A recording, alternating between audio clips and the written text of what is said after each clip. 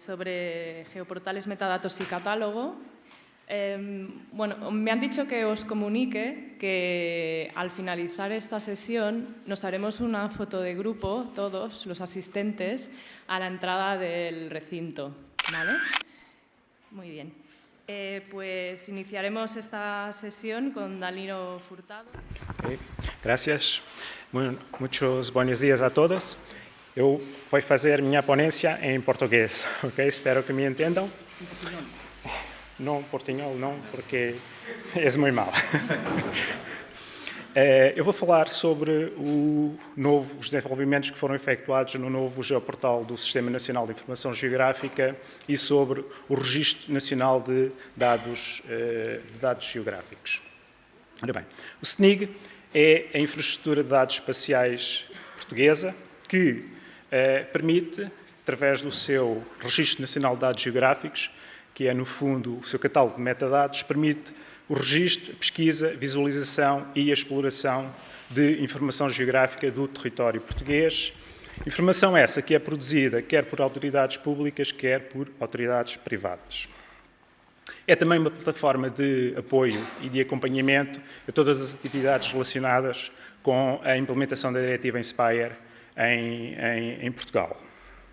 E a Direção-Geral do Território é a entidade que tem responsável, no fundo, pela coordenação operacional desta IDE. Ora bem, em 2015, a Direção-Geral do Território, enquanto entidade coordenadora, resolveu fazer uma análise e um estudo sobre a utilização efetiva do Sistema Nacional de Informação Geográfica pelos seus utilizadores. E, com base nessa reflexão, criou uma visão daquilo que queríamos daquilo que se queria o SNIG em 2020. Portanto, a visão SNIG 2020, do qual resultou um plano de ação para essa visão.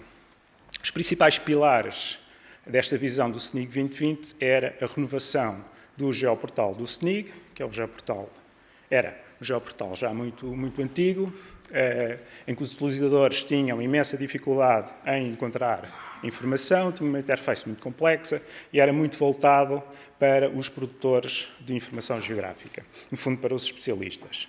E então, portanto, esta renovação teria que ocorrer com software livre e de código aberto.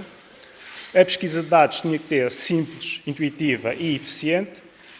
Os dados tinham que ser abertos, serviços interoperáveis e queríamos uma IDE que fosse articulada com as infraestruturas de dados espaciais internacionais, temáticas, regionais e locais. Portanto, estas, no fundo, foram as principais motivações para a renovação do geoportal do SNIG. No fundo, simplificar a utilização da IDE, promover a partilha de conjuntos de dados geográficos através dos serviços web de informação geográfica, sem restrições, portanto, serviços abertos, e disponibilizar a informação geográfica ao maior número possível de utilizadores. Também, uma componente importante do SNIG, como eu já referi, é cumprir com as obrigações definidas pela diretiva Inspire. Com base na visão SNIG 2020 e na visão SNIG 2020, então procedemos à migração e à reestruturação da plataforma do geoportal do SNIG, todo o seu conteúdo para uma solução baseada em tecnologia de código aberto. No fundo, a ideia foi também melhorar, aproveitando essa migração, melhorar o design da plataforma, para que não só os utilizadores, aqueles que eram considerados especialistas, pudessem utilizar e encontrar a informação, diversificar também o método de registro de metadados, portanto, não só através de upload de metadados, como era no geoportal antigo, mas também existir um editor online, onde se pudesse criar e editar metadados. E uma componente muito importante é todo o desenvolvimento que foi efetuado neste geoportal vai estar disponível em código aberto para que principalmente as entidades públicas portuguesas o possam utilizar e possam ser efetuado melhoramento nesse código. Portanto, no fundo, houve uma mudança de paradigma. Passamos de uma plataforma orientada para o registro da informação geográfica para uma plataforma orientada para o acesso à informação geográfica. Como eu disse, software livre de código aberto, desde o sistema operativo que usamos o Ubuntu Server, até ao Postgres, Drupal, o GeoNetwork, no fundo, implementa o Registro Nacional de Dados Geográficos, que não é mais do que o catálogo de metadados do SNIG, e as bibliotecas OpenLayers e React.js para as funcionalidades do visualizador de mapas do SNIG. Esta é a arquitetura. O núcleo central do geoportal do SNIG é o Registro Nacional de Dados Geográficos, permite criar e publicar metadados, tem uma interface que faz a pesquisa desses metadados. Se esses metadados tiverem serviços de dados geográficos, serviços web, eles podem ser visualizados, portanto, adicionados ao visualizador. Esse visualizador permite a adição de outros web services distribuídos. Tem uma interface que permite a administração de metadados por parte dos gestores de metadados, portanto, eles têm que ser credenciados para poderem entrar nesta componente da administração e, logicamente, faz harvesting de outros catálogos de metadados. Este novo geoportal tem agora 3 componentes. A primeira é saber mais, no fundo, componentes ligadas à legislação, à coordenação, aos grupos e à implementação da diretiva Inspire. Uma componente partilhar permite o registro de metadados no Registro Nacional de Dados Geográficos. Uma componente aceder permite efetuar pesquisas no catálogo de metadados e a visualização de serviços. Todos os metadados submetidos ao SNIG têm que estar de acordo com o perfil MIG, que implementa as normas ISO, OGC e os requisitos Inspire. Vou agora só mostrar-vos algumas componentes mais importantes ou diferentes em relação aos melhoramentos que foram efetuados em relação ao geoportal anterior. Neste momento temos uma interface de pesquisa muito mais simples, portanto tem só 2 componentes para serem preenchidas, o que e o onde, em comparação com a anterior, que o utilizador tinha que preencher imensas caixinhas para poder aceder à informação. Aqui é muito simples. Permite também a visualização através de móvel, portanto tem uma plataforma móvel, e a visualização dos metadados é só para conjuntos de dados geográficos e para as séries. A componente de pesquisa, o quê? Pesquisa em todas as fichas de metadados, o título e a palavra-chave só. Não pesquisa em todos os campos dos metadados. Isto simplifica e acelera o ritmo da pesquisa. Temos um campo, no fundo, que é o onde, que é o local. Depois, após a primeira pesquisa, o utilizador obtém os resultados no campo, na interface de resultados de pesquisa. O utilizador pode, do lado esquerdo, ir filtrando a sua pesquisa, por exemplo, por política de dados, por entidade, e a pesquisa vai sendo refinada. Tudo isto com base nos metadados que estão no Sistema Nacional de Informação Geográfica. A pesquisa também pode ser neste mapa, que é o mapa de overview, que permite a pesquisa mais geográfica, e depois existe aqui outros campos que eu vou já falar a seguir. Primeiro, diz respeito ao acesso à ficha de metadados. Portanto, o segundo tem, os 2 seguintes têm o acesso ao URL dos serviços de visualização e dos serviços de descarregamento. Ou seja, caso esta ficha de metadados tenha serviço de visualização e serviço de descarregamento, o utilizador pode logo conseguir obter aqui o URL dos serviços. E depois, caso exista um serviço de WMS, ele pode ser adicionado ao visualizador. A ficha de metadados pode ser visualizada de uma forma mais simples, ou seja, tem alguns componentes importantes dos metadados, ou pode ser visualizada de uma forma mais completa através do menu descarregar HTML. Portanto, esta forma aqui permite também a impressão da ficha de metadados. Relativamente ao visualizador, portanto, ele tem implementado todas as funcionalidades típicas de um visualizador web e, além de adicionar serviços, permite também adicionar dados que estejam residentes nos computadores das pessoas, como, por exemplo, o KPML e a Shapefile. Neste momento está a ser trabalhada a hipótese de poder adicionar a GeoJSON. Outra componente importante é o editor de metadados do geoportal do SNIG. Portanto, só os gestores de metadados que estejam registados no SNIG podem publicar metadados no SNIG tem que ser solicitada a sua inscrição. Portanto, existem dois campos, digamos assim. O primeiro permite importar registros de metadados feitos por outros editores de metadados. Esses metadados têm que estar de acordo com o perfil MIG. Uma inovação em relação ao anterior geoportal é que este tem várias opções, entre uma delas é permitir importar um grupo grande de metadados, e não um a um. Depois, tem uma componente que permite criar e editar metadados que estejam, portanto, criar metadados ou editar metadados que estejam já registados no SNIG.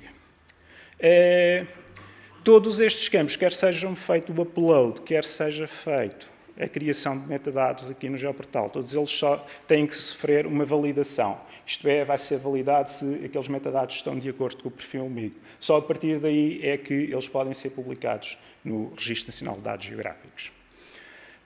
O SNIG tem também um catálogo, um serviço de catálogo web, que faz, digamos assim, o harvesting com o geoportal Inspire. Portanto, esse harvest, não são todos os registros que estão registados, portanto, todos os metadados que estão registados no SNIG vão para o geoportal do Inspire, portanto, há um grupo de metadados que são reportados. Portanto, eles têm a palavra-chave Inspire Core, e com esta nova versão, aquilo que o geoportal faz ou que fizemos foi criar um serviço virtual para o Inspire. E é esse serviço virtual que faz o harvesting com o geoportal do Inspire através da palavra-chave Inspire Core. Portanto, com isto termina a apresentação destas novas funcionalidades, no fundo, do geoportal do SNIG. Muito obrigado a todos. Bueno, muy buenos días a todos. Tengo una presentación un poco larga, así que voy a intentar ir deprisa. Vamos a ver. Vamos a hablar un poco sobre calidad de los metadatos. Creo que es un tema poco tratado hasta ahora. Ya ha habido un artículo que se ha publicado hace poco por un equipo de la Universidad de Jaén y de la Universidad de Zaragoza, que creo del máximo interés y que vamos a glosar un poquito y vamos a hablar de algunos aspectos más allá incluso de ese artículo. En primer lugar, hasta ahora siempre decía que los metadatos tenían tres utilidades fundamentales. Buscar recursos y encontrarlos, saber que existen, luego compararlos para seleccionar el que más nos conviene y luego utilizarlos de manera adecuada. Pero una última utilidad que hasta ahora no se ha mencionado y creo que es muy importante para que los metadatos tengan calidad, que es que se pueden utilizar para gestionarlos internamente y para manejarlos dentro de una organización. Es decir, el uso que el productor puede hacer de sus propios metadatos. Creo que eso es clave para mejorar su calidad. También han resultado muy útiles hasta ahora, no vamos a decir que los metadatos son solo una carga, para generar los indicadores de seguimiento ISPIRE. Ahora mismo se extraen de los metadatos y resultan de gran ayuda para esa tarea. Pero, como os decía, queríamos hacer énfasis en preguntar si realmente los usamos los productores o es algo que únicamente asumimos como una tarea, como un deber, al que no le sacamos ningún rendimiento inmediato. Y también preguntarnos si los utilizan los usuarios realmente, si son usables, porque tenemos la sospecha de que no mucho. Y ahí pueden influir varios factores. Uno, la calidad de los metadatos. Otro, los catálogos, que quizá no son muy usables y quizá no facilitan esa tarea. Y otro, el que, bueno, incluso la implementación de ISPIRE todavía no ha acabado. Bueno, entonces, el peligro es hacer esto, es cocinar platos de gourmet para un dios invisible, pero platos que nadie come. ¿Creéis que un chef haría su mejor esfuerzo si es algo que nunca nadie va a probar realmente? Bien.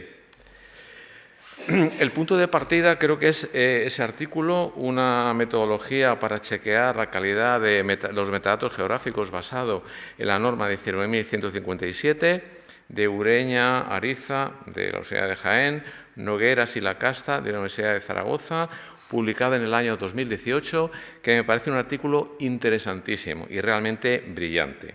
Propone un método para aplicar la norma de calidad de información geográfica a los metadatos, que al fin y al cabo son información geográfica, porque tienen coordenadas e identificadores geográficos. Luego se les puede aplicar. Hacen un repaso sobre cómo está la tecnología en ese aspecto. Hay reglas, directrices generales, como ISPIRE, sobre cómo hacer metadatos, pero no hay un marco general completo para evaluar la calidad de metadatos. Eso no existe y haría falta. En este artículo hacen una propuesta que es discutible, que tiene algunos puntos brillantes, otros quizá no tanto, pero ya al hacer esa propuesta me parece interesantísimo.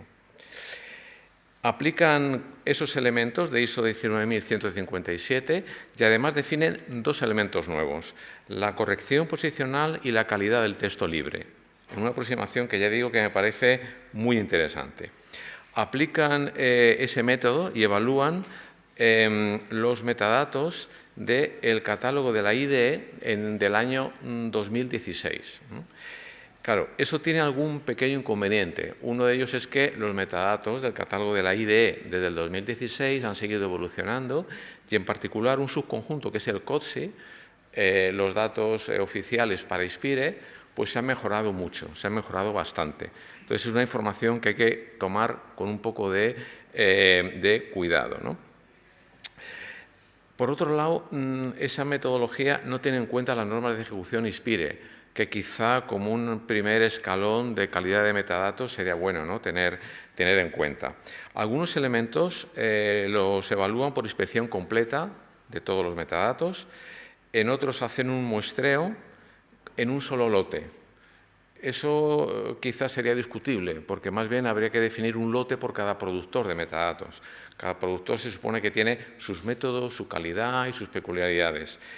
Aplican un nivel de aceptación de calidad de 4,16% de registros erróneos. Si son más, rechazan los metadatos, dicen que no pasa el criterio, y si son menos, pasa.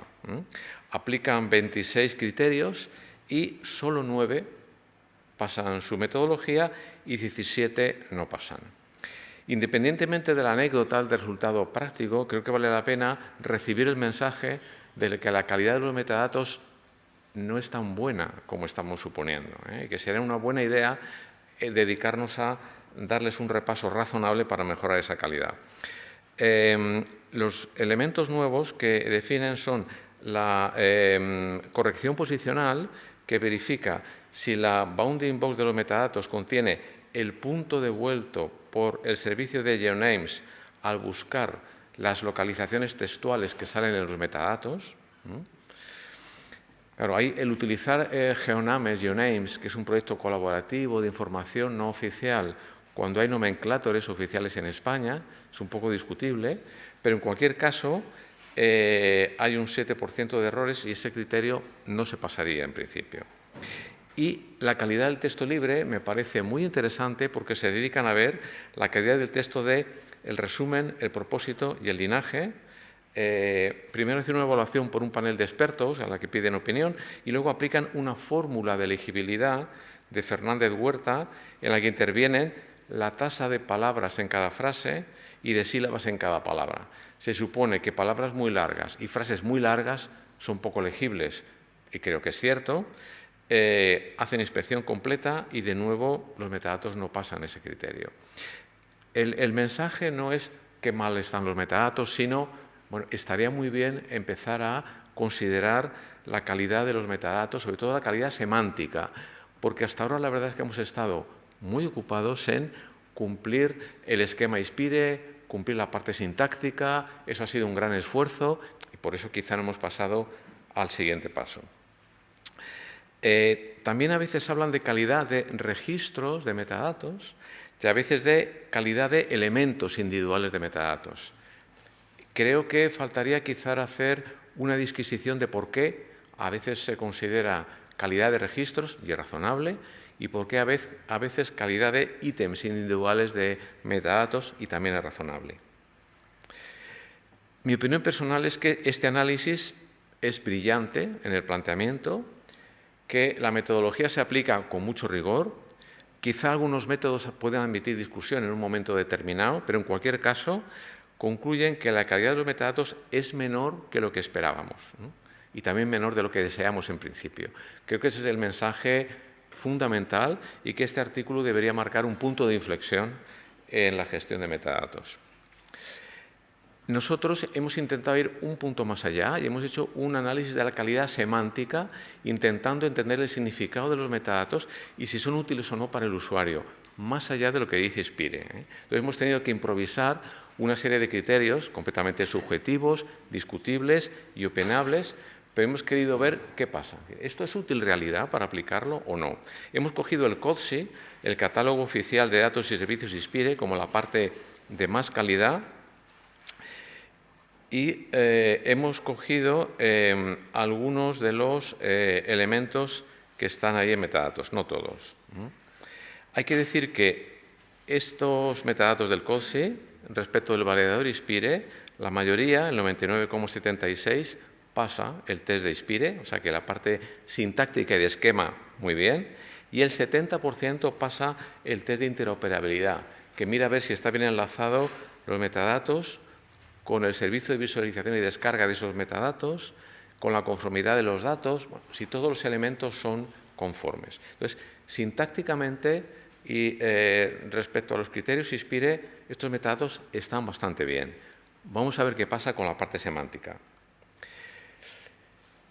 Como os decía, hemos hecho un esfuerzo en esa parte y la parte semántica quizá no nos hemos ocupado todavía de ella. Hay una serie de ítems que ya están testeados por Spire y que tienen cierta calidad, pero hay otros cuyo contenido no está chequeado por Spire. Nosotros hemos hecho un pequeño estudio en el que hemos tomado 20 elementos y una muestra de 14 registros del CODSI de los anexos 1 y 2, que son en principio los que están más trabajados. Hemos cogido un registro al azar por cada productor, hemos elegido 14 productores de un total de 31 que hay en el CODSI y hemos visto a ver si esos metadatos son útiles realmente para utilizarlos por usuarios y productores. Y la verdad es que he aplicado mis propios criterios semánticos, sin encomendarme ni a Dios ni al diablo, como se suele decir. Hemos visto, por ejemplo, un título que identifique. Ahora nos hemos dado cuenta que el nombrar a un conjunto de datos por el nombre del tema Spire es demasiado general, porque uno no sabe a qué se nos estamos refiriendo. Hemos visto que quizás sería buena idea estandarizar cómo escribir el resumen, por lo menos mencionar el resumen tema, extensión y escala, que es la manera clásica de nombrar un mapa, ¿no? Mapa de Andalucía, por ejemplo, de carreteras, 250.000, porque si no, se lee el resumen y parece que no resume lo principal. La bounding box creemos que debería estar estandarizada para cada productor de datos. Esto hemos tenido muchas discusiones internas en el CNI y hay quien no está de acuerdo con ese punto. Pero mi opinión personal es que sí, porque eso facilita la calidad. Si la bounding box siempre es la misma, por ejemplo, para toda España, solo tienes que chequear que esa es la bounding box. Si varía una esquina, no sabes si es un error o no. Y he encontrado bounding box que pisan el territorio que se representa, en algún caso. Creo que siempre habría que mencionar la resolución, la frecuencia de actualización, el propósito, el linaje y el autor, porque son fundamentales. No porque lo diga Spire, porque todo eso es opcional, sino porque para el usuario es imprescindible. Y el autor es el papel más importante. Encontramos información sobre el distribuidor, el publicador, el originador, un montón de roles, pero el autor muy pocas veces. Somos como esa obra de teatro de 6 personajes en busca de autor. Muchas veces no aparece. Luego, la fecha en la que los datos describen el mundo nos parece fundamental.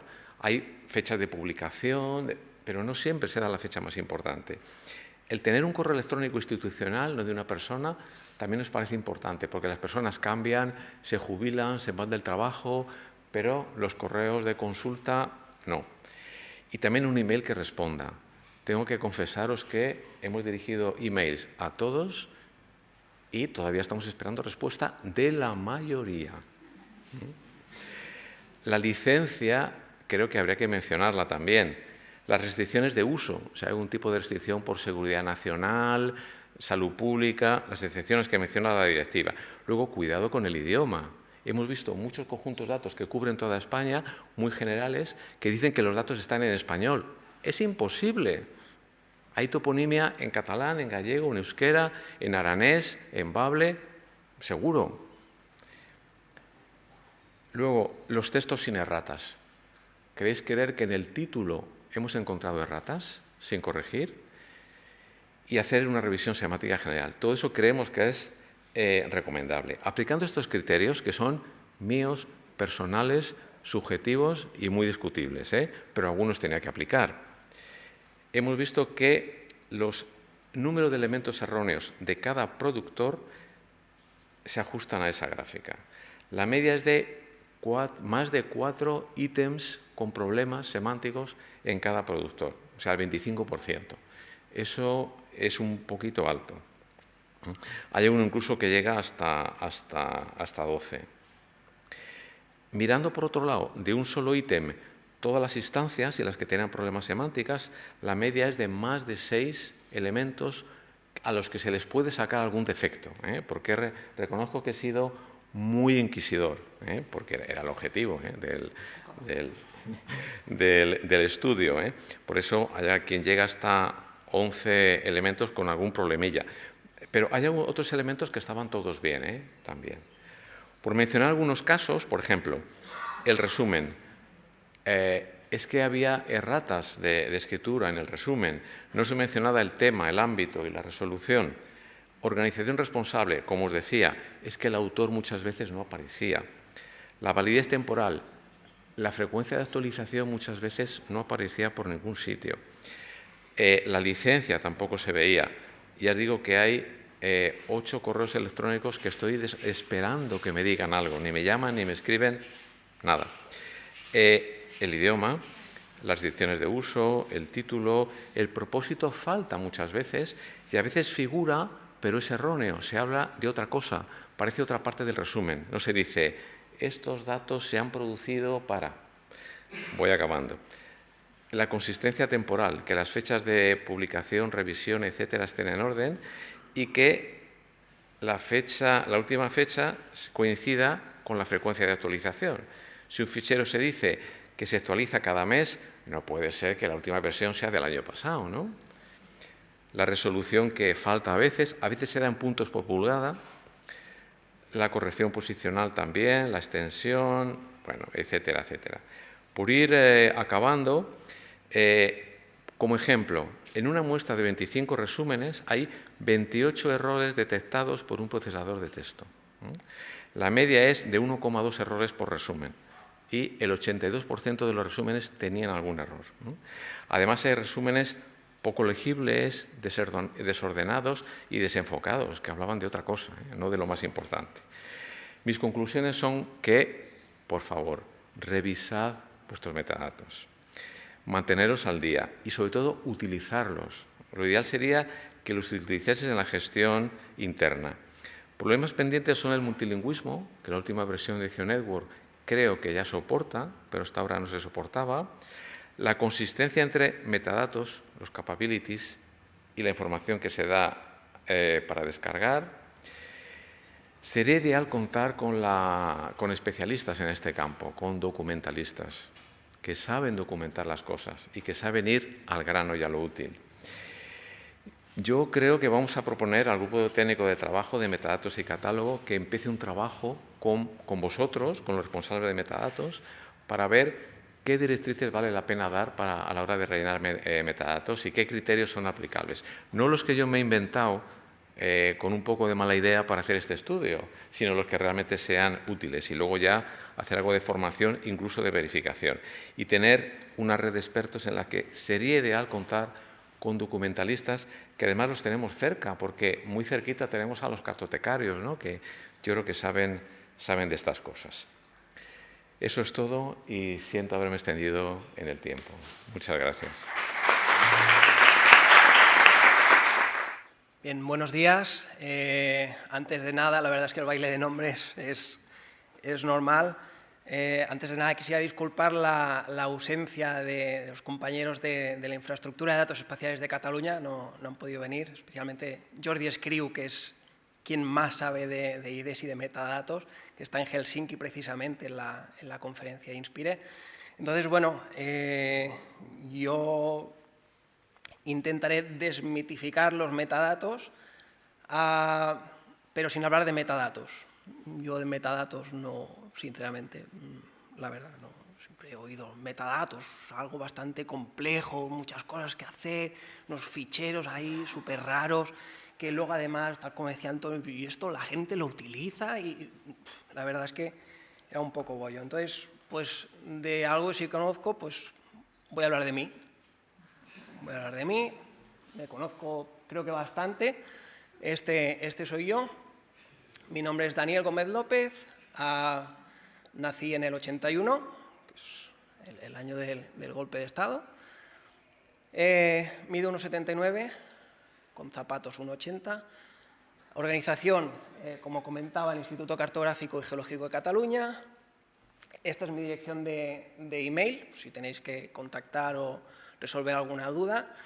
Y, bueno, me podéis utilizar profesionalmente siempre que me llaméis por mi nombre y sin obras derivadas. Ya tengo dos, una de 5 y de 7 años, y por mí ya estaría bien. De hecho, podéis encontrar más información simplemente accediendo a Google. A ver si me deja. Y aquí, a pesar de tener un nombre y apellidos poco originales,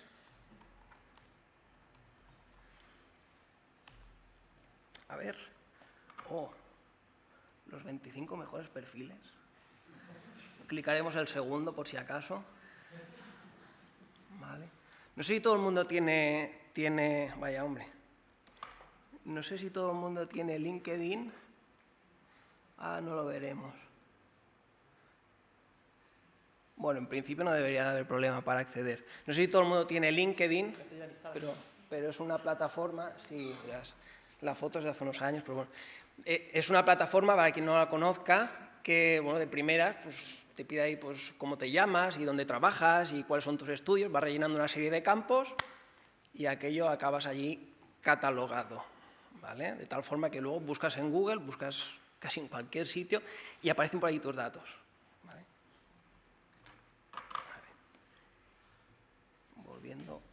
Volviendo a la presentación, no quisiera desviarme mucho. Hablaba de obras derivadas, no sé aquí si hay más gente con obras derivadas, supongo que sí, ¿vale? Hay anécdota o curiosidad, en Barcelona hay un par de tiendas de juegos de mesa y tú te plantas allí, entonces le dices, pues mira, estaba buscando unos juegos para jugar con los niños y tal, o sea, para mayores de 5 años, si pueden ser de cartas y algo así rapidito, porque si no se aburren. Y bueno, yo conozco una marca que a mí me gusta, no es por hacer publicidad, que es Yeco, son bastante educativos.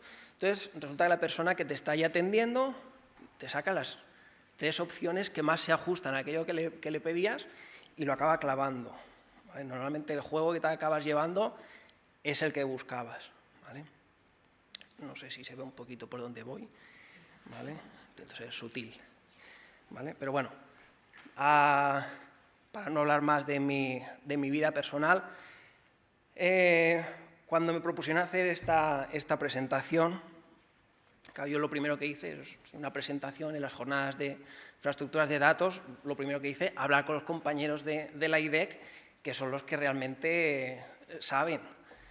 Y bueno, les pregunté, bueno, ¿y en qué estáis trabajando? ¿Qué novedades así que podamos explicar?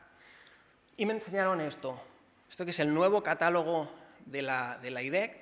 Digo nuevo porque solo hace unos meses que se publicó. Por lo visto hay una faena detrás de normalizar todos los ficheros que teníamos. Teníamos de toda una historia, la IDEC tiene mucha historia. Entonces teníamos todo un montón de ficheros y, bueno, digamos que había una faena importante de normalización. Se tuvo también que implementar toda la arquitectura, toda la infraestructura, rellenar y tal. Pero bueno, finalmente, y bueno, de hecho aún se está trabajando en optimizar detalles para que precisamente sea más usable y aún sea más fácil de utilizar y de encontrar las cosas. Y al final la conclusión es que aquí se puede encontrar toda la geoinformación oficial de Cataluña, ¿vale?, en un catálogo. ¿Vale? Y pienso que es el esfuerzo o el que exista esta posibilidad es importante. Pero es que no solo puedes encontrarla, sino que es que además te describe el dato, o sea, te da los resúmenes, te dan las fechas, igual con mejor o peor acierto, pero te acaba dando información de aquellos datos. ¿Vale? No solo te los describe, sino que es que además te enlaza con la descarga y te enlaza con documentación por si quieres usarlos como WMS. O sea, te ofrece toda una serie de posibilidades que queda todo bastante visual integradito, ¿vale? No es... a mí aparentemente no me parece complicado, ¿vale? Por lo visto, antes era algo tal que así, ¿vale? Evidentemente, si tenemos que empezar a rellenar esto y encima a mano o con según qué editores, por llamarlo de alguna manera, si tenemos que generar esto, yo plego, ¿sabes? Que no. ¿Vale? Por suerte, ahora hay editores web. De hecho, Danilo nos ha enseñado en el caso de Portugal, que lo ofrece GeoNetwork. En este caso, la IDEC también ofrece un editor web para describir los datos, ¿vale? Y es que además tiene como una serie de plantillas, tiene una serie de desplegables, tiene toda una serie de opciones que la verdad es que lo hacen muy, muy intuitivo y muy fácil de utilizar, de describir los datos. Es como el equivalente al LinkedIn, digamos, ¿vale? El hecho de ir rellenando una serie de campos que ya vienen más o menos allí puestecitos, rellenas aquello, ¿vale? Y en principio ya está. Pero es que además incluye también un validador, ¿vale? Que esto lo que permite es que toda la información, toda la descripción que estamos poniendo allí se pueda encontrar desde otros sitios. Digamos que la información que ponemos aquí no se queda aquí, en este catálogo y en este cajoncito aquí, y quien llegue bien y quien no, nada, ¿vale? Es el hecho de que se pueda descubrir la información desde otros sitios. Y esto me lleva a plantear el concepto de globalización, ¿vale? El hecho de describir los datos que producimos, el hecho de describirlos con una serie de pautas globales y ya acordadas, esto nos permite difundir, nos permite que, de hecho, lo que permite es a los usuarios, que al final son los que necesitan todo esto, que encuentren la geoinformación y que la puedan utilizar, más allá de interoperabilidad, etcétera, sino el hecho ya de que la encuentren y puedan acceder a la geoinformación. En el caso de la IDEC, estamos en relación con el portal de datos abiertos de la Generalitat de Cataluña, precisamente para esto, para que desde un sitio se pueda encontrar el otro, etcétera. Y además, ligado también con Inspire. ¿Vale? Finalmente, para no aburrir más, quisiera dejar 3 ideas, y es básicamente que si queremos que los usuarios encuentren los datos que generamos, especialmente los que somos productores, hay que describirlos. Si no los describimos, será más complicado. También me han demostrado los compañeros que las tecnologías actuales, bueno, y de hecho también se ha visto aquí en presentaciones, las tecnologías actuales facilitan esta tarea. Ya no hay que andar allí editando ficheros XML, ¿vale? Es todo bastante fácil. Y lo importante es el contenido, ¿vale? Si el contenido es, y esto liga un poquito también con lo que decía Antonio, si no introducimos el contenido correctamente, de hecho, si no introducimos contenido, difícilmente encontrarán lo que producimos y lo que puede ser de utilidad. Bueno, y en principio esto es todo. Al final, si hay cualquier duda, encantado de responderla. Gracias.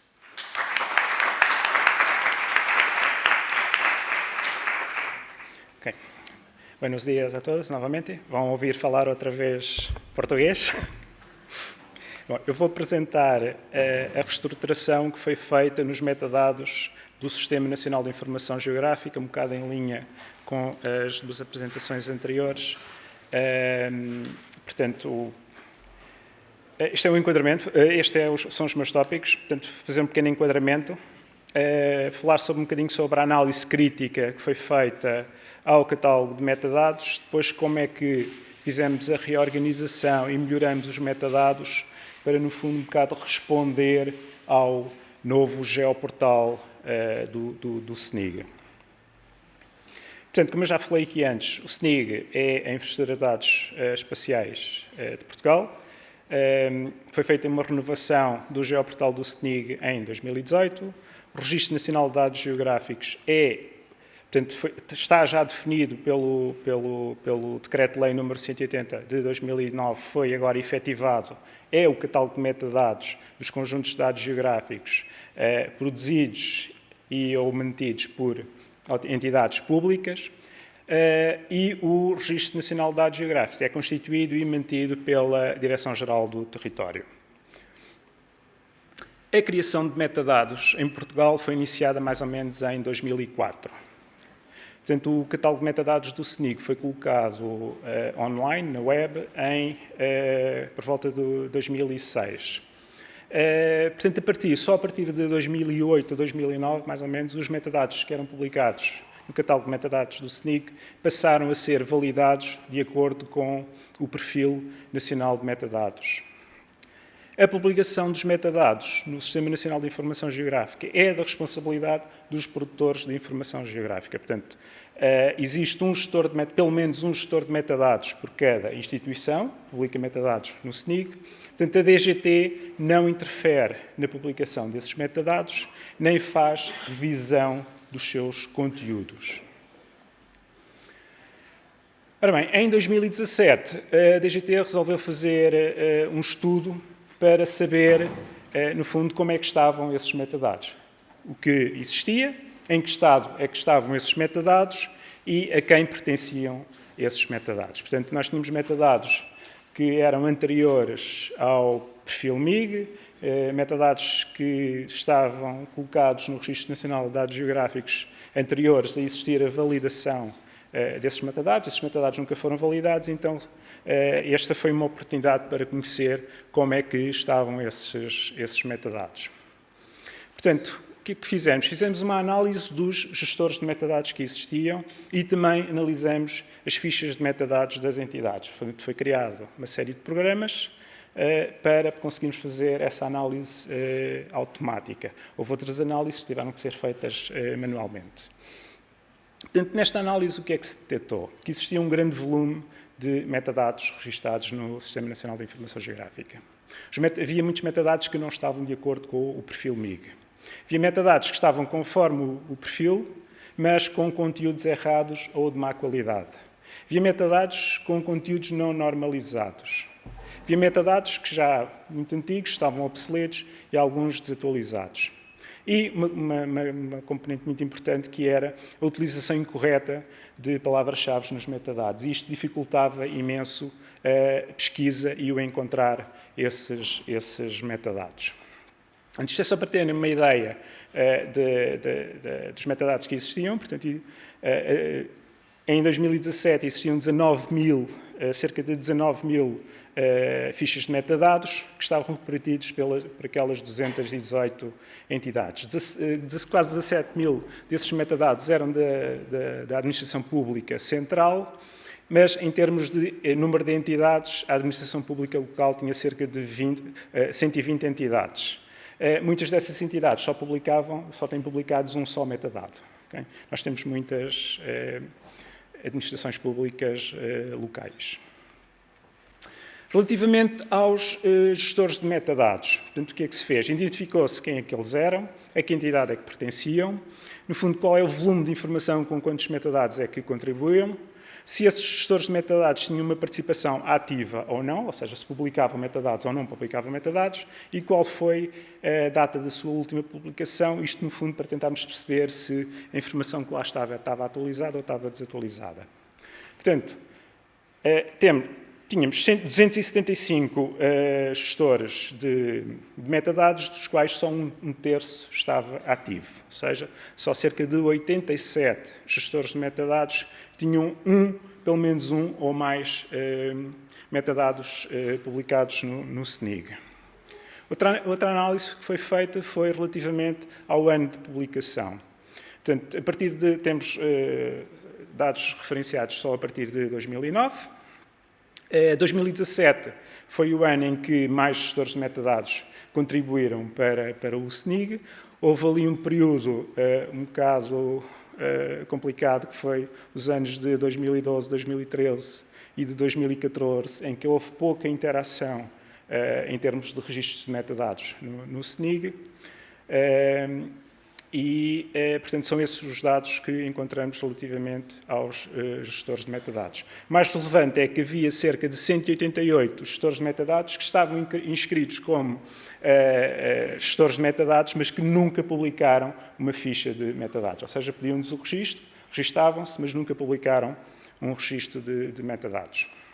Outra análise que foi feita, vou mostrar só, foi relativamente às fichas das entidades, vou mostrar só alguns exemplos, 2 deles referentes à minha própria entidade, à entidade onde eu trabalho, que têm a ver com os nomes das entidades incorretos e ou não uniformizados. Por exemplo, o caso da DGT, tínhamos designações diferentes para a mesma, encontramos metadados com designações diferentes para a mesma entidade. Ainda existia metadados com o nome anterior à reestruturação, portanto, antes de ser a Direção-Geral do Território, era Instituto Geográfico Português, portanto, esses metadados não foram atualizados, não sofreram atualização. A mesma designação escrita de diversas formas, portanto, Direção-Geral com tracinho ou Direção-Geral sem tracinho, erros ortográficos, enfim, tínhamos uma variedade muito grande dentro da própria instituição. O outro problema eram os títulos de metadados que não estavam normalizados. Portanto, para o mesmo tema, tínhamos o título de metadados escrito de diferentes formas. Encontramos também, em muitos casos, registros de metadados em que o recurso associado estava mal preenchido. Muitos metadados não tinham preenchido a data de referência, que seja de criação, de publicação ou de revisão. Portanto, esta data de referência é um componente importante nos metadados, no fundo, saber quando é que eles foram criados ou revistos. Portanto, no final de dezembro de 2017, o que é que existia no SNIG? Cerca de 17 mil fichas de metadados de conjuntos de dados geográficos, séries e folhas. Tínhamos 1.176 serviços de visualização e cerca de 400 serviços de descarregamento. Ora bem, o que é que a DGT fez? Criou uma série de documentos de apoio para auxiliar as entidades na revisão, na correção e na atualização destes metadados. Houve uma grande adesão por parte da maioria das entidades, portanto, mostraram-se disponíveis e foi feita uma revisão, foi feita uma correção e foi feita uma atualização destes metadados no SNIG.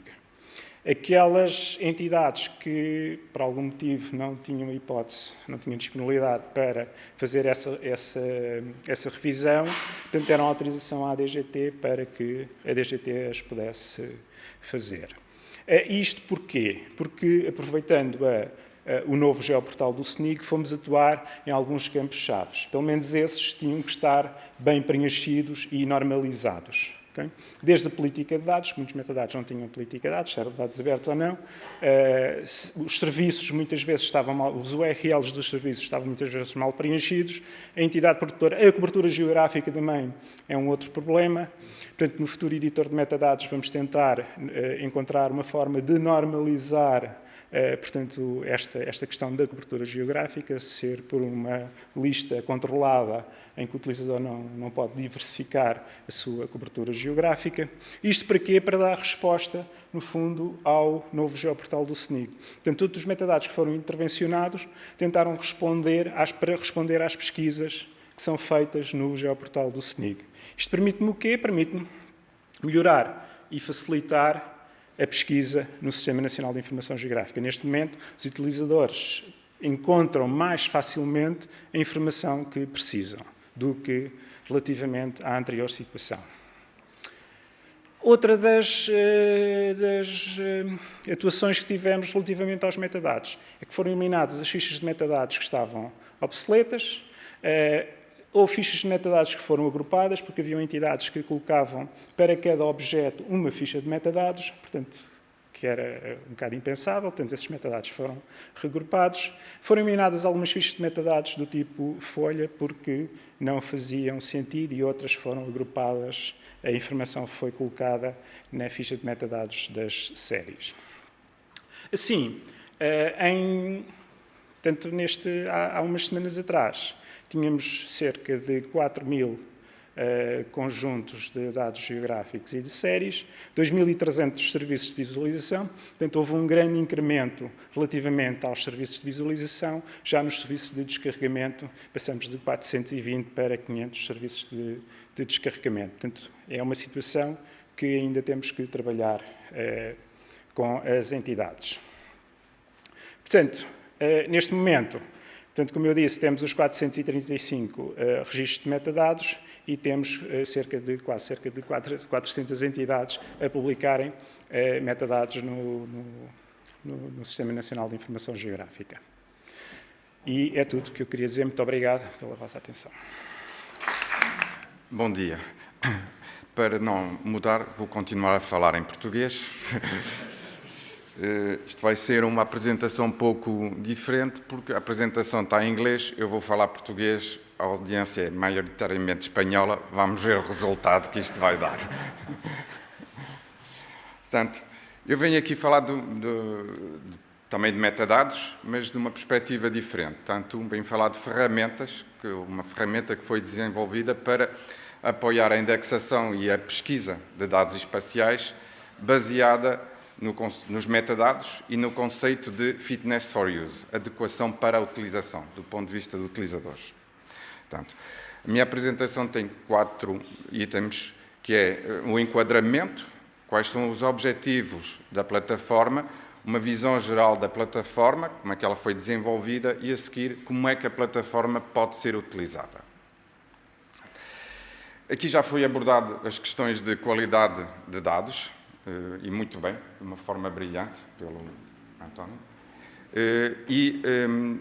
Estas questões da qualidade de dados, ou das qualidades dos dados espaciais, portanto, cada vez são mais importantes, tendo em conta a quantidade de dados que começam a ser disponibilizados, com diferentes fontes, diferentes frequências de aquisição, diferentes escalas, tanto do ponto de vista do espaço como temporal, diferentes níveis de precisão, de qualidade, ao fim e ao cabo, diferentes métodos de aquisição dos próprios dados. Portanto, existem metodologias muito diferentes e técnicas para se fazer a recolha de dados. Portanto, tudo isto leva a que haja muitos desafios em todas estas questões de avaliação da qualidade dos dados espaciais. Também, os dados espaciais podem ser utilizados em muitos contextos de aplicação. E muitas vezes os contextos de aplicação são diferentes do ponto de vista do utilizador ou do produtor. O produtor criou os dados para um determinado fim e os utilizadores acabam por utilizar esses dados noutros contextos completamente diferentes. Portanto, tendo em conta isto tudo, consideramos que é necessário considerar estas questões da qualidade de dados para serem utilizados para conseguir satisfazer quais são os requisitos de um determinado utilizador que pretende os dados para utilizar numa determinada aplicação, num determinado contexto. Também, relativamente aos metadados que todos foram focados muito nestas últimas 3 apresentações, são questões cada vez mais importantes. Portanto, existe um grande esforço, nós vimos, para que se desenvolva ferramentas que permitam fazer a produção de metadados, bem documentados e com qualidade. A definição dos perfis de metadados e de standards permitem que os metadados sejam cada vez mais normalizados, que cumpram com determinados requisitos e que tenham um conjunto alargado de características sobre esses dados. Portanto, Neste contexto, os metadados, os catálogos de metadados que existem disponíveis começam a oferecer oportunidades para que se possam desenvolver ferramentas que permitam a avaliação dos dados do ponto de vista do utilizador, da descoberta de dados do utilizador. Apoiar o utilizador na pesquisa dos dados, tendo em conta estas várias características.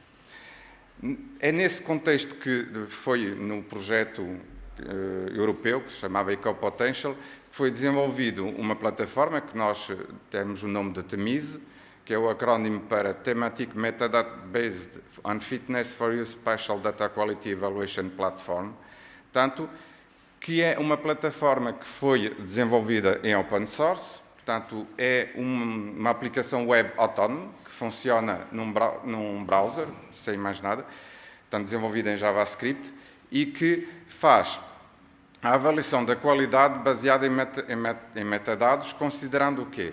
Que, como nós vimos, os metadados podem conter muita informação sobre o que é o tipo de dados, a sua qualidade, as condições em que pode ser utilizado, portanto, de acordo com o que está definido nas normas ISO.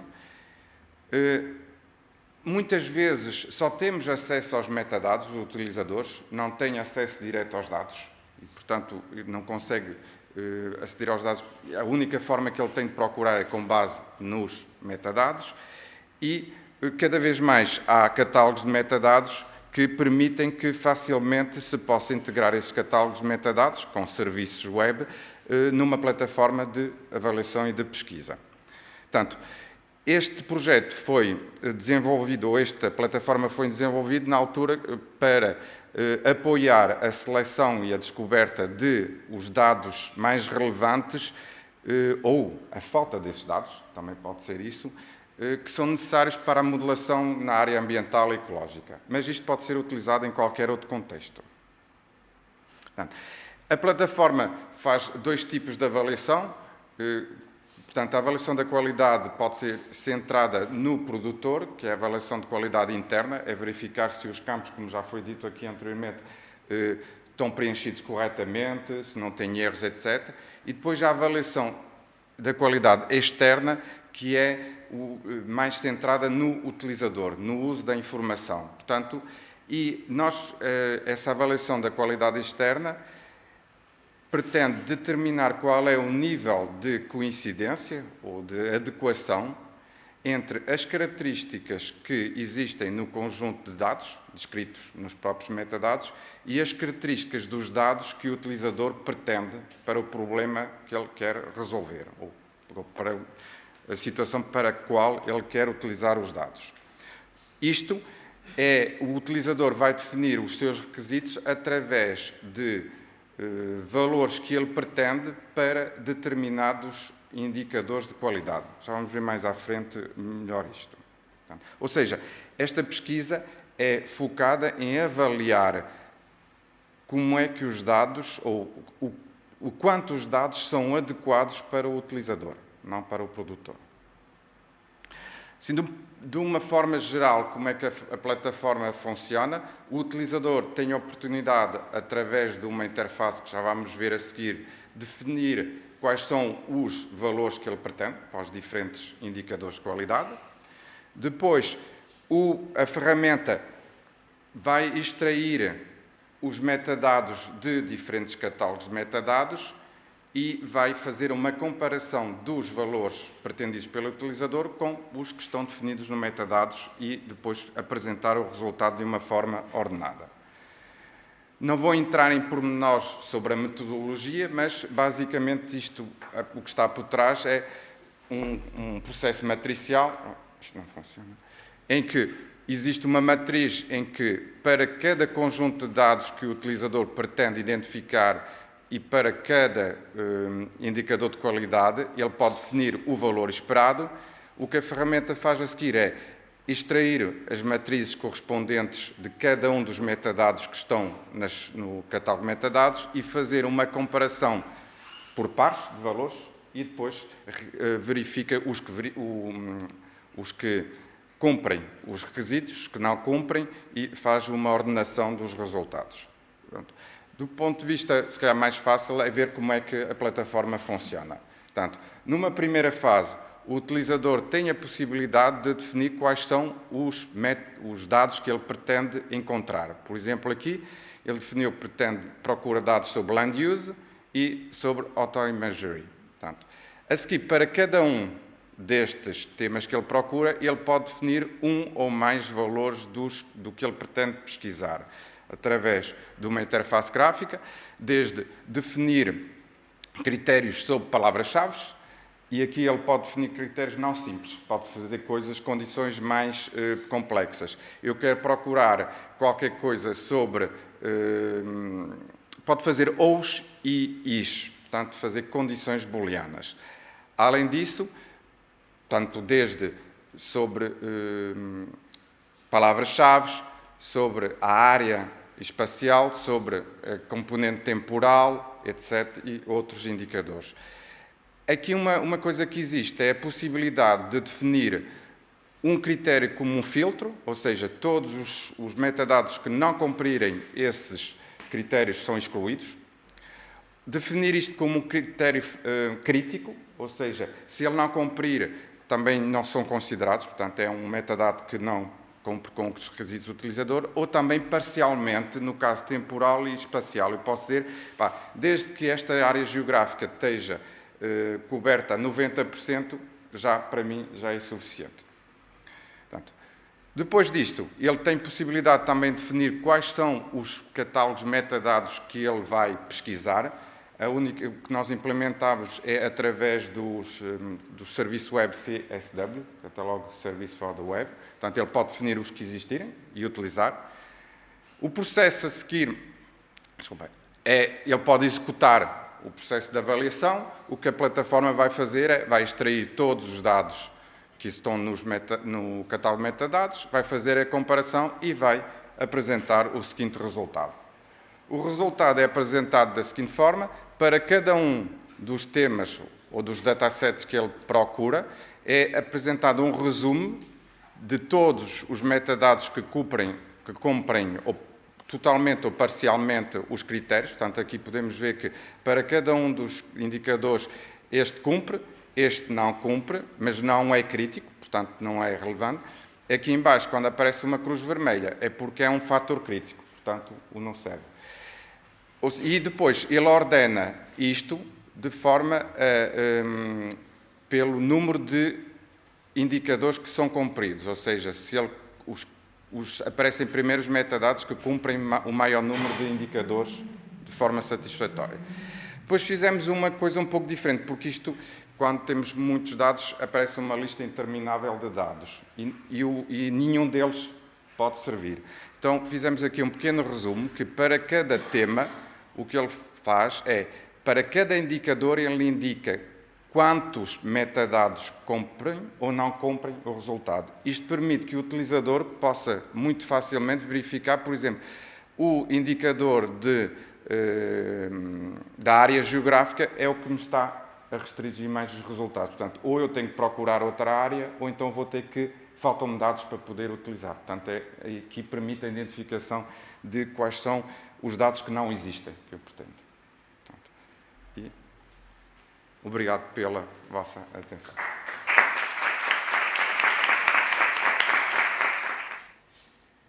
Bueno, pues buenos días a todos, o buenas tardes casi. Yo voy a cambiar totalmente de tercio y voy a hablar de una cosa totalmente distinta, pero que creo que les va a ser de utilidad.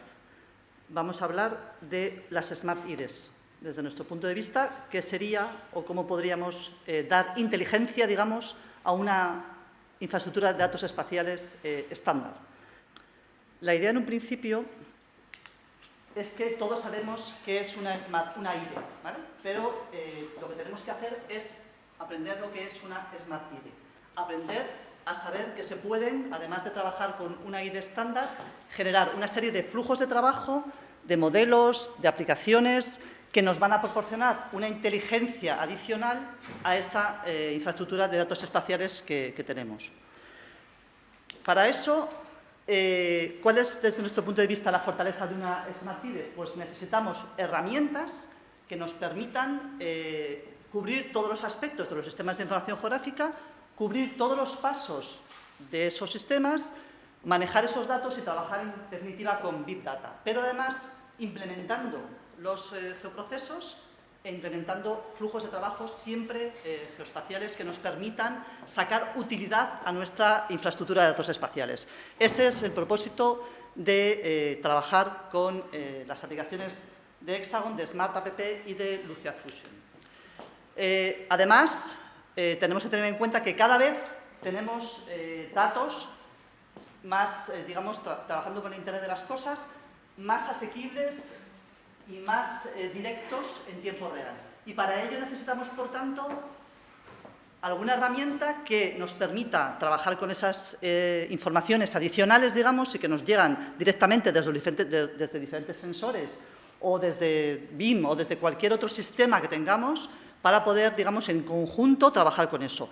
Y, a ser posible, que sea lo más, digamos, amigable para que no nos resulte tedioso y necesitemos muchísimas horas de programación, ¿vale? Sino que podamos, con pocos clics, generar un geoproceso que nos dé una información y podamos explotar los datos que la IDE nos proporciona. Efectivamente, para eso lo que tenemos es una plataforma geoespacial que nos permite crear esas aplicaciones con pocos clics y nos permite, fijaros, fíjense, generar también cacheados, o sea, intentar, digamos, simplificar la información para hacerla más rápida, de tal manera que, así, con pocos clics y arrastrando y pegando formularios, nosotros podamos generar geoprocesos que podemos pasar a diferentes datos que tengamos de nuestra infraestructura de datos espaciales.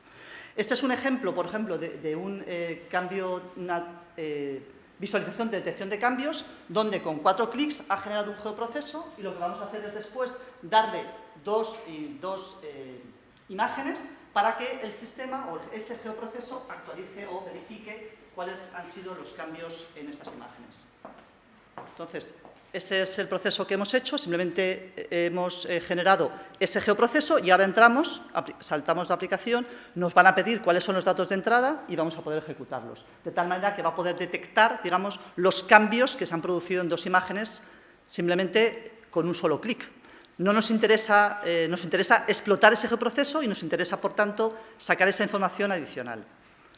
Es lo que está haciendo ahora, está procesando, fíjense, y nos saca la diferencia entre los datos positivos y los datos negativos, lo que ha cambiado entre esas 2 imágenes. Con 7 clics ya está hecha la aplicación. Esta es un poco la idea. Además, es importante saber que necesitamos también de un cliente inteligente que nos permita en cualquier momento actualizar estos datos. De la misma manera, en este caso, el cliente que nos permite seguir digitalizando, por de alguna manera, o introduciendo datos, nos va a proporcionar una información adicional o unas herramientas adicionales para realizar acotaciones, para realizar anotaciones, para poder trabajar como trabajaríamos desde una herramienta desktop, pero en web, ¿vale?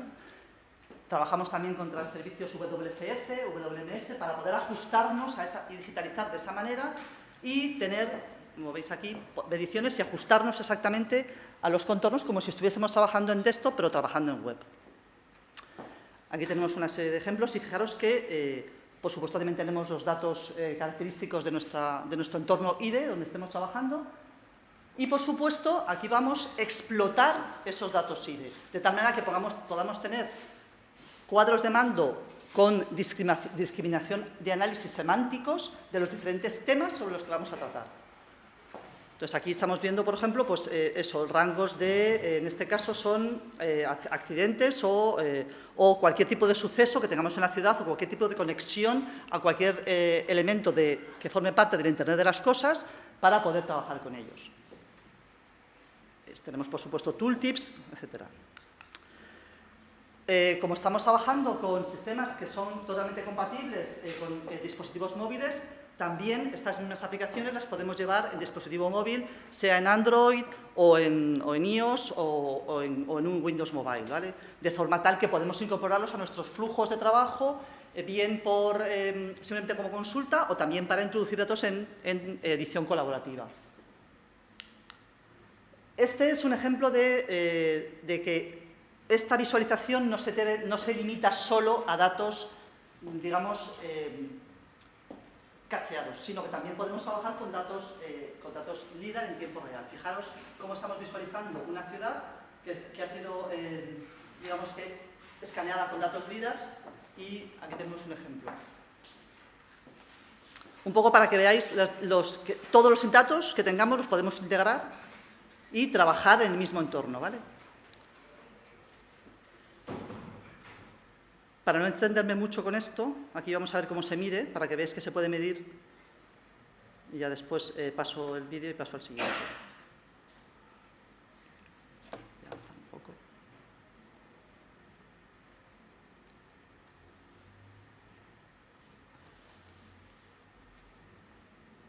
Bueno, entonces veis que podemos acercarnos, alejarnos, podemos visualizar, podemos medir. O sea, estamos midiendo exactamente de forma ortogonal, ¿vale? Entonces, en el mismo entorno estamos haciendo todas esas operaciones, porque estamos dándole, digamos, una inteligencia específica a nuestra infraestructura de datos espaciales. Entonces, según esto, os voy a enseñar algunos casos de uso con estas posibilidades. El primer caso de uso que os voy a mostrar es utilizando simplemente datos abiertos de la Dirección General de Carreteras de Cataluña. Entonces, lo que hemos hecho ha sido, nosotros conocemos, o sabéis que los datos abiertos de la Dirección General de Carreteras de Cataluña, que es en esta dirección web de aquí, pues proporcionan los datos en un grafo específico donde están delimitados todos los giros y toda la infraestructura, digamos, de esas carreteras. Utilizando estos datos abiertos, lo que hemos hecho ha sido descargarlos, por supuesto, y lo que hemos hecho después ha sido también descargar los datos abiertos de los accidentes de tráfico. Nos hemos encontrado con que teníamos las dos cosas.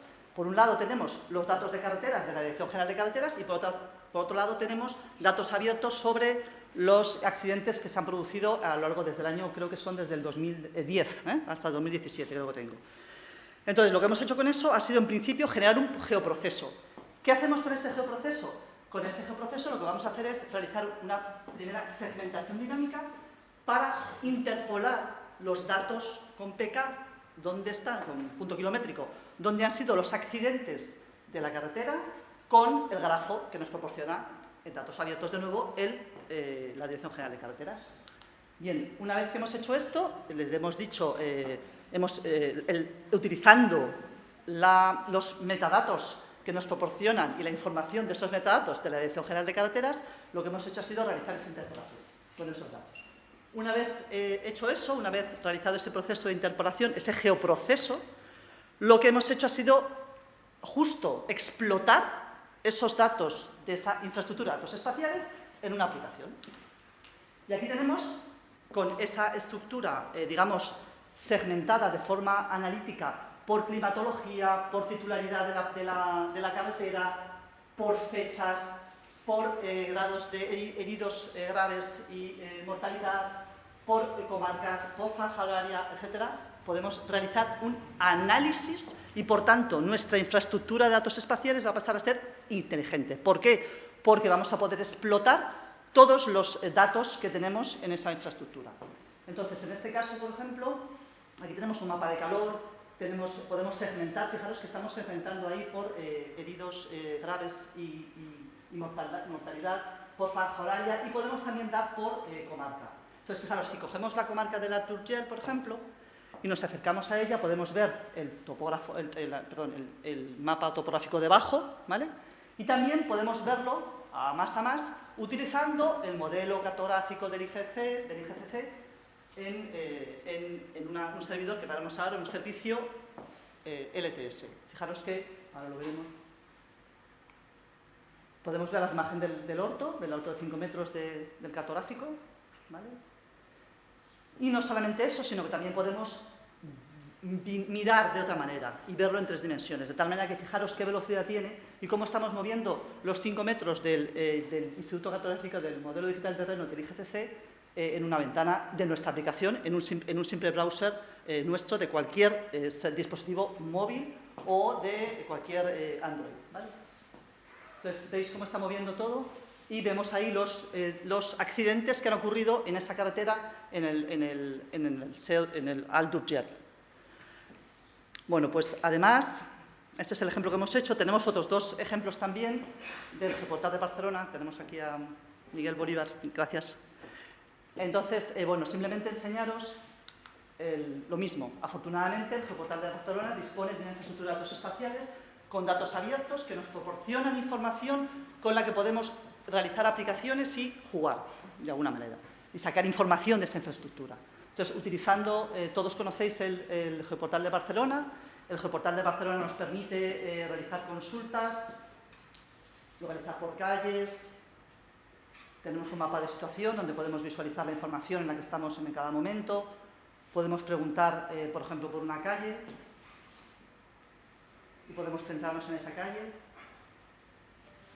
Vemos cómo recalculamos las etiquetas para que se ajusten a nuestro grado de zoom. Podemos también hacer consultas más complejas. Simplemente veis cómo se va recalculando todo. Podemos hacer búsqueda por metadatos también. Podemos conectarnos a diferentes fuentes de información, OGC.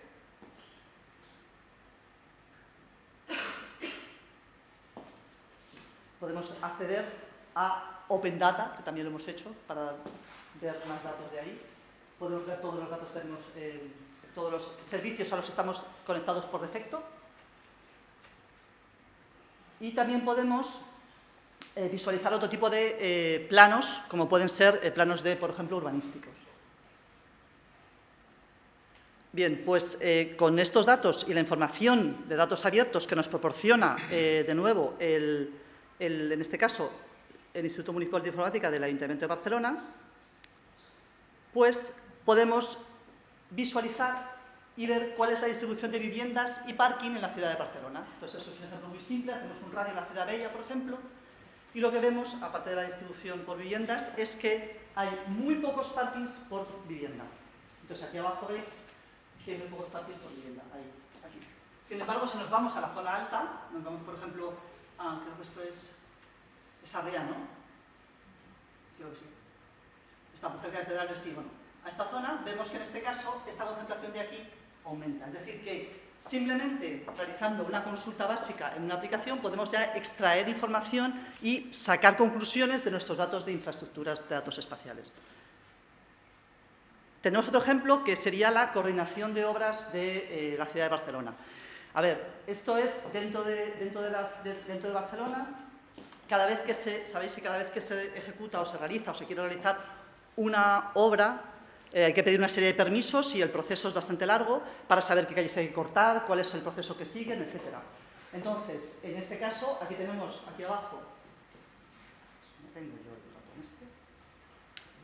Sí. A ver, aquí tenemos, fijaros, la clase de obra, el tipo de obra que se ha hecho, si es urgente o no. Aquí tenemos el tipo de actuación que se hace también. Aquí tenemos el año en el que se realizó, el promotor, el contratista y los distritos. Es decir, que podemos explotar toda la información que nos proporciona la obra y podemos realizar análisis semánticos y sintácticos para entender perfectamente y poder explotar esos datos y tomar decisiones si fuese necesario para saber cuáles son los distritos más castigados, en cuáles se han ejecutado más obras en menos tiempo y a lo mejor hay que espaciarlas, etcétera, ¿vale? Y todo esto, recordad que se hace con simplemente 4 clics en los cuales generamos esta aplicación sin necesidad de programar, aunque podemos hacerlo si lo queremos, sacar más información de otro tipo y simplemente sacando esta información así, ¿vale? Entonces, un poco que se vea que no nos debemos de quedar solo en las típicas consultas, sino que hay que ir un poco más allá y entender con mapas de calor, de una forma más visual, cómo podemos explotar nuestra información. Ya termino. Por último, este es el último caso de uso que tengo, que es un portal de la República Checa. Entonces, está también basado en datos Inspire, es un portal estándar y, bueno, pues permite lo mismo que hemos visto en Barcelona, pues el mismo tipo de estudios, el mismo tipo de información.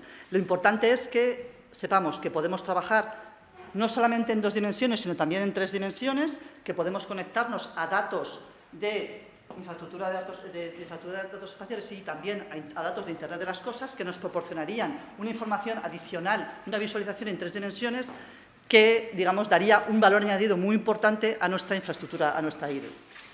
Y con esto, pues, si queréis alguna pregunta, pues aquí estoy.